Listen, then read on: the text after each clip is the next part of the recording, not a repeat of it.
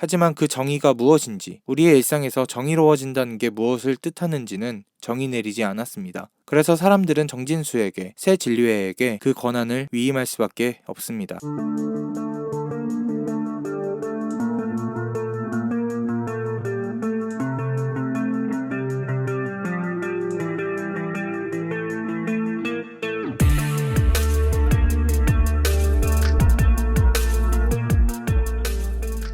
안녕하세요. 가나안입니다입니다.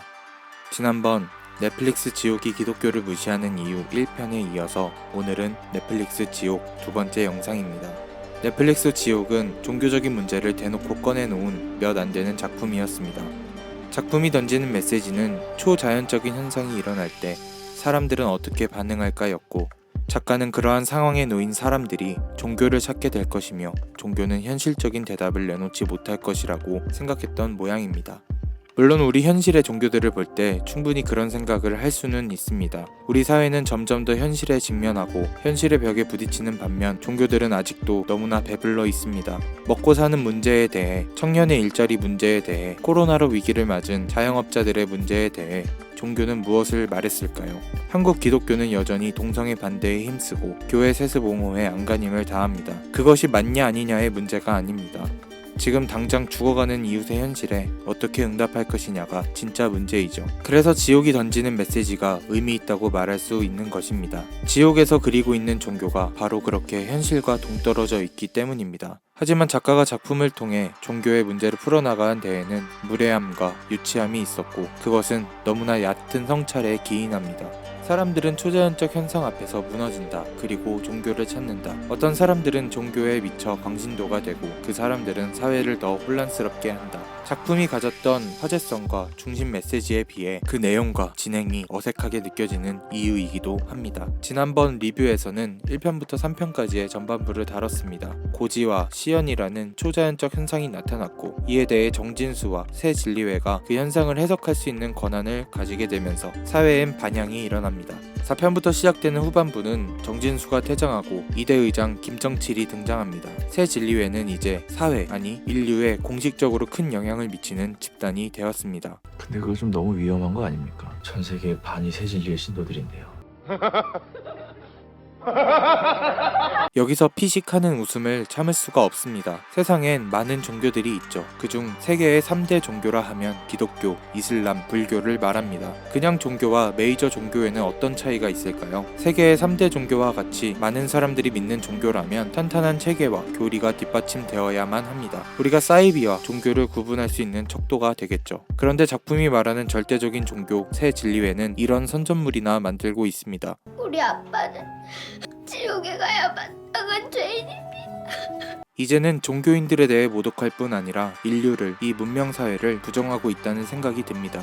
다행히도 지옥의 후반부에는 정상적인 사람들도 나옵니다. 고제와 시연 등 초자연적 현상에 대해서 지극히 논리적이고 당연한 반응을 하는 사람들이죠.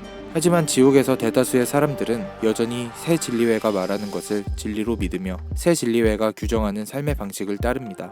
후반부의 이야기는 새 진리회가 지배한 사회 속에서 고지를 받은 사람들이 겪게 되는 과정에 대해 다루고 있습니다. 전반부에서 지옥의 고지를 받은 사람이 죽음에 대한 공포를 느끼고 죽음에 대해 초연해지는 과정을 겪었다면, 후반부에서 지옥의 고지를 받은 사람들은 새 진리회에 대한 공포를 가지게 됩니다. 새 진리회는 고지를 받은 사람이 죄인이며 마땅한 죄를 지었기 때문에 지옥에 간다는 교리를 설파합니다. 그리고 그들이 정의한 죄인, 죄인의 가족을 사회적으로 짓밟고 폭력을 휘두릅니다. 그래서 고지를 받은 사람과 가족들의 신변을 보호해주고 편안한 죽음을 맞을 수 있도록 도와주는 소도 사람들도 등장합니다. 그래서 지옥의 후반부가 다루는 주된 종교적 주제는 죄의 문제와 정죄라고 할 수 있습니다. 그렇다면 먼저 죄는 무엇일까요? 새 진리회 초대 의장 정진수는 이렇게 말했습니다. 죄는 인간이 죄짓고자 하기 때문에 있는 것이다.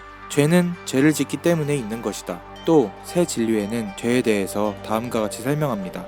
죄가 있는 사람은 지옥에 간다. 지옥에 가는 사람은 죄가 있는 사람이다.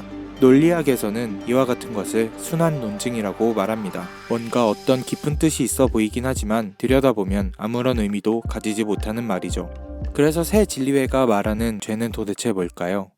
저희 새진리회가 만들어가는 변화에 동의가 안 되시나요? 단순 범죄율만 놓고 봐도 이전 시대에 비해 현격. 아하, 즉 새진리회가 말하는 죄는 사회에서 형법상 정의하는 죄를 말하는 거군요. 그렇다면 화살촉들은 뭐죠? 새진리회를 광적으로 따르는 화살촉들은 신의 정의를 행한다면서 사람을 죽이기도 하고 그것도 생체로 화장을 하기도 합니다. 이것보다 더 큰 죄가 있을까요? 새진리회는 이러한 화살촉의 행위에 대해서는 제지하거나 관리하지 않습니다. 그것은 아마 새진리회 교리에 논리적 빈약함을 메워주는 것이 화살촉의 광신도적 행위에 있기 때문일 것입니다. 중요한 것은 아무런 이상 없이 이런 교리를 믿는다는 사람들이며 온갖 선전과 술수로 사람들을 현혹시키는 새진리회일 것입니다. 그렇다면 이제 여기서 문제는 죄를 어떻게 정의하느냐의 문제입니다. 죄를 지으면 지옥에 간다는 교리는 사람들에게 불안을 일으키는 말입니다. 그리고 그 죄가 무엇인지 설명하는 것은 신자들의 행동을 규정하는 도구가 될 수 있습니다. 살인하지 마라, 도둑질하지 마라와 같이 일반적인 도덕률로 죄를 상정한다면 그 종교는 도덕적인 사회 형성에 일조할 것입니다. 그런데 죄를 이런 식으로 규정하면 어떻게 될까요? 목사에게 순종하지 않는 것은 죄다. 성경에 있는 것을 글자 그대로 믿지 않으면 죄다. 이는 죄에 대해 직접적으로 규정하는 것이 아닌 죄를 규정할 무한한 절대자를 만드는 것입니다. 그렇습니다. 지옥에서 볼 수 있는 종교의 힘은 바로 정의하는 힘에 있습니다. 지옥의 전반부에서 정진수는 신의 의도에 대해 이렇게 정의했습니다. 고지와 시연은 신의 의도이고 그 신의 의도란 인간이 더 정의로워지는 것이다.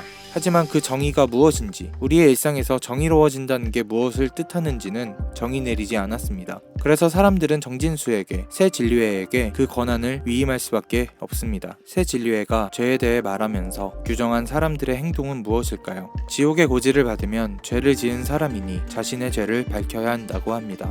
지옥에 갈 사람이 자신의 죄를 고백하면 사람들은 두려워서 그 죄를 짓지 않게 될 것이다 라는 게 새진리회의 이념일까요? 무서운 것은 고지를 받은 사람을 죄인이라 규정함으로써 고지를 받은 사람과 그 사람의 가족에 대한 폭력과 비난이 용인된다는 점입니다. 작중의 표현을 빌리자면 만인이 만인에 대해 서로 감시하는 것이고 그럴수록 새진리회의 위상은 더 높아지는 것이죠. 기독교에서도 죄를 말합니다.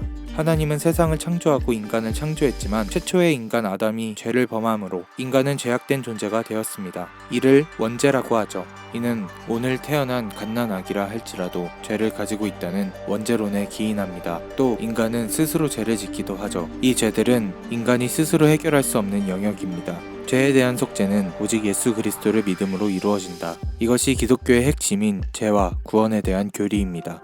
하지만 여기서도 비어있는 게 있습니다. 죄에 대한 정의는 무엇이며 우리 일상에서 죄는 무엇을 의미하냐에 대한 대답입니다. 그래서 많은 기독교인들은 전도사, 목사와 같은 인물들의 그 판단을 맡길 수밖에 없습니다. 실제로 많은 사람들에게 기독교의 교리나 기독교에서 쓰는 말의 개념을 물으면 두루뭉술한 대답을 많이 듣습니다.